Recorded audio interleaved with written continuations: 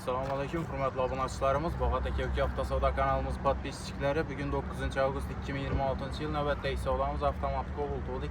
Oldu 2024 yıl maşın 100% radno 56 min yürgən pokoleniya metan. Həmin əsas təyarədir maşın.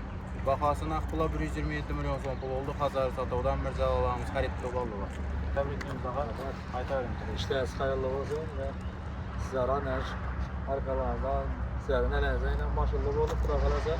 Sebebiyle hem merak edenler zararı için yaşayacak isterdim. Bakıldı. Ben de seslendim. Koylar yaxşı kullanmışsınız versin. Bizi kullayar Malibu 2.90 bərab oturalım.